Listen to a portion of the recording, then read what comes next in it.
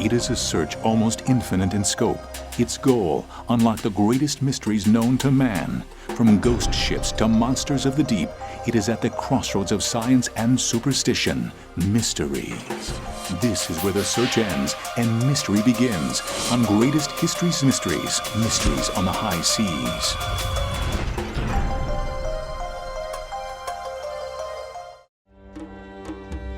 Nature's strange creatures of the deep have held a strong grip on our imaginations for centuries. Huge and mysterious sea animals breaking the surface have always been part of sailors' folklore.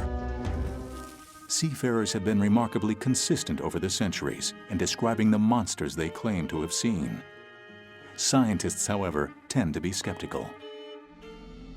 But sometimes the historical record has challenged scientific understanding. The most persistent of American sea monster reports dates back to 1639 in Massachusetts. Here in September of 1641 in Nahant Bay, where the colonists had gathered on the beach to collect clams and spotted the sea serpent. Obadiah Turner also reported that the Indians had claimed that the sea serpent had been seen here many times and that it stretched all the way from Egg Rock to Nahant, which would be nigh upon a mile. In 1817, a Boston newspaper carried an alarming story. The giant sea serpent was reportedly seen by hundreds of spectators in Gloucester Harbor, the nation's largest fishing port. The creature stayed, it was said, for nearly a month, and the multiple sightings naturally added credibility. You generally assume you're dealing with only one eyewitness to an incident. However, when you investigate these cases, you start realizing you're dealing with 50, 100, or even 200 or more witnesses to one single incident. This eliminates the possibility of this being a hoax or some porpoises swimming on the surface of the water. The extraordinary sighting led to America's first scientific study of unknown marine creatures. It was conducted by the freshly formed New England Linnean Society that took extensive evidence. The scientific society enlisted a local magistrate to examine testimony from witnesses. Affidavits were collected, enough to convince the scientists that the sea serpent did indeed exist. The society triumphantly announced its findings, but the excitement was short-lived. Unfortunately, they also, a month later, collected a dead snake, which had some kind of a deformity on its back, and they labeled it the spawn of the sea serpent, which very rapidly was proved not to be. And unfortunately, that sort of debunked the whole sea serpent myth. But enthusiasm for sea monsters was not entirely dampened.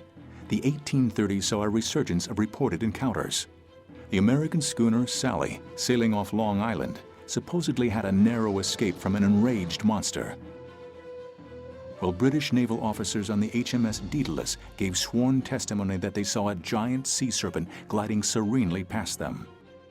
By the end of the century, New England serpent sightings became so commonplace that the legendary showman P.T. Barnum offered a cash reward to anyone who could capture one, dead or alive.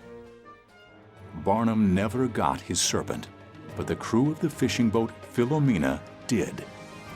Almost. The Philomena was doing battle with the sea serpent that was caught in its net. The steamers Victor and Ethel came to their assistance, and all three crews used anything to hand, knives, boat hooks, and went after the creature and apparently killed it. After an exhausting 2-hour struggle, the captain, John McKinnon, ordered his men to cut the dead monster loose, for reasons that have never been fully explained, leaving historians to theorize. If the story is true, Captain McKinnon's lost catch may have held the key to unlocking the mystery of sea monsters, a mystery that remains unsolved to this day. Not being a gambler, I can't hazard odds on whether or not we'll prove the sea serpent exists, but I think for anybody who wants to look at the ocean with wonder, they'll always exist. September 2005, Japanese pictures are released of the once legendary giant squid. It was hooked but escaped, leaving behind an 18-foot tentacle.